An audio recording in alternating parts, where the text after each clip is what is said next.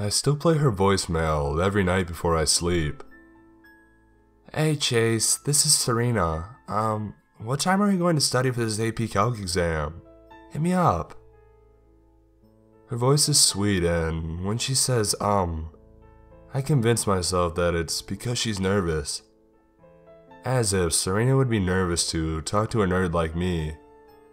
She was perfect, a model student, beautiful inside and out, but she always dressed modestly and was kind to everyone, and that's why I crushed on her hard.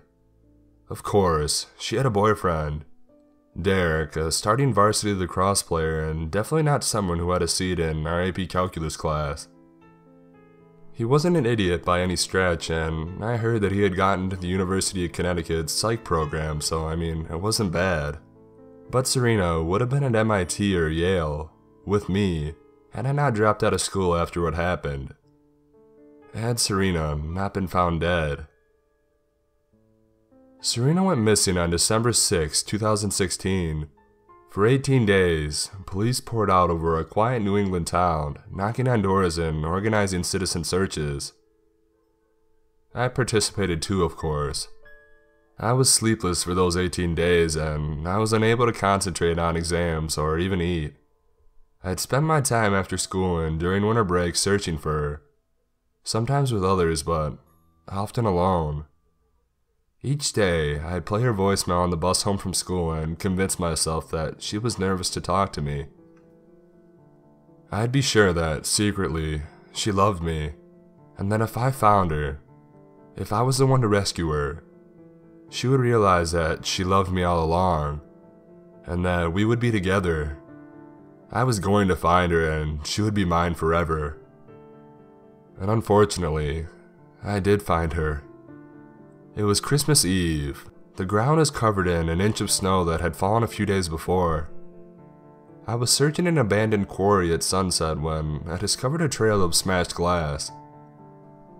High school kids often come to places like this to drink beer, so it wasn't very unusual. But I followed the trail anyways to the mouth of a mining cave. There was no reason to go inside, and I didn't have a flashlight, so I turned around. And that's when my phone vibrated. Serena glowed on my screen for the briefest second before the call showed as unanswered. My blood froze and my heart pounded. I immediately called her back. The phone rang 3 times before someone answered. Heavy breathing from coarse, broken lungs came through the speaker, gasping as if it hurt to breathe, each breath like cloth tearing through a thorn bush. Chase. Serena's sweet but broken voice. Serena, where are you? A difficult breathing. I'm inside. I need you. Help me. The call ended. I stared into the cave. It was black inside and all I had for a flashlight was my phone. Was Serena in there? Or was there someone in there with her? She sounded like she was hurt. I have to go in there and save her. We were meant to be together, but whoever took her could be dangerous. No, I will save her and she will realize that she loves me and she will be mine. But my legs wouldn't move. I was as frozen as the snow on the ground. I stared into the darkness of the cave as a breeze blew out and chilled every bone in my body. And then I heard footsteps approaching from inside the cave. Getting closer, getting faster. I turned around and ran. I sprinted all the way home and I dashed up to my room, locked the door and hid in the closet. And then I called the police and I told them everything. A few hours later, the police were at my doorstep. They questioned me about what happened and I gave them as detailed an account as I could. And then they told me what they found. The police found Serena in the cave, her body lifeless.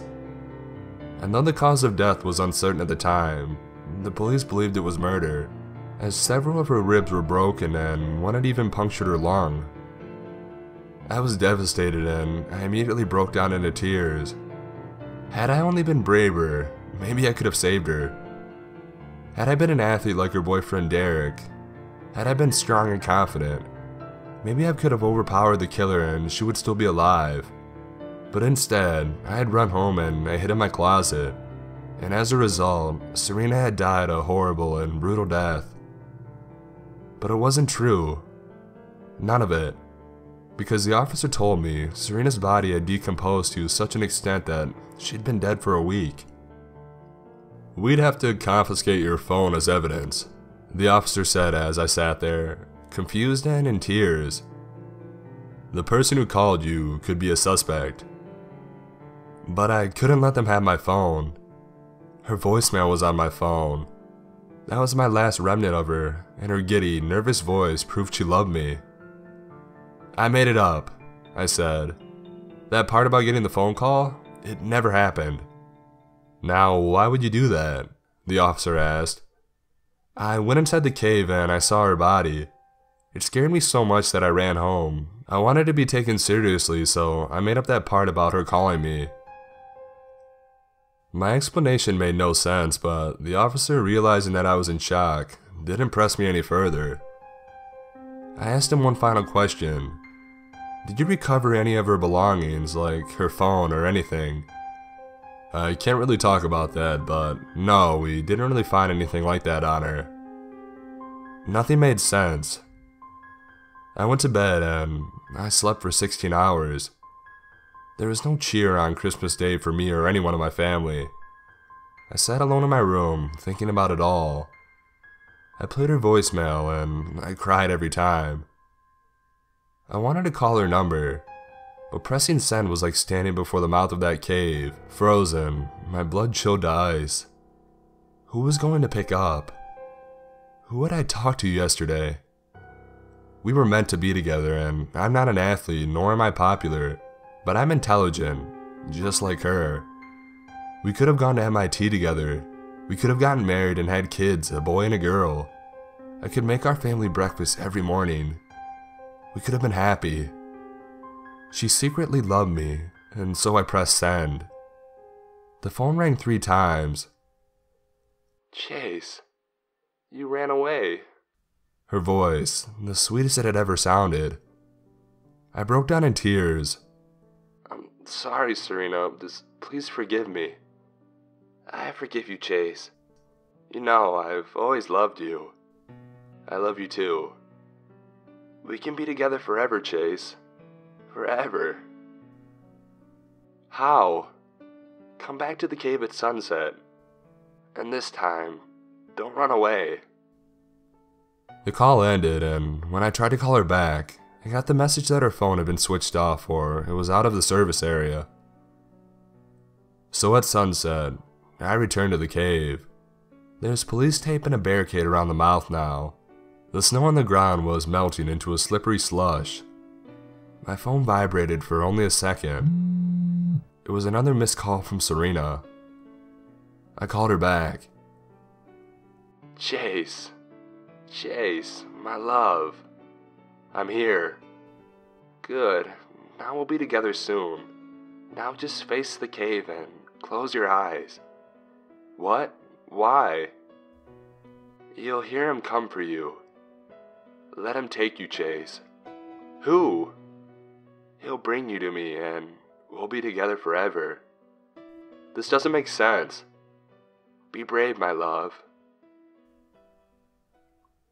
Her voice, distorted and deep and out of tune. "Now close your eyes and don't open them. Even deeper now. Almost inhuman. Not until you're with me." She hung up. I stared at the mouth of the cave. Was there any point in living if I couldn't be with her? If I couldn't make her breakfast every morning and raise our boy and girl together? After all, we'd been waiting all this time to admit our feelings, to finally love each other as we were meant to. I closed my eyes. Footsteps. Footsteps approaching from inside the cave. Getting closer, getting faster. I opened my eyes, and the second before I turned and ran, I saw a naked man with gray, elephant-like skin come out of the cave. All I remember is that he had no eyes, and where his eyes should have been, there was only teeth. Almost a year has passed. A year filled with despair, depression, and unrealized aspirations. But at least I'm alive. I am not a brave man, and that's what saved me. I still listen to her voicemail daily. I still believe we were meant to be together. But when she miscalls me every day at sunset, I don't call her back. I don't phone the dead, and neither should you.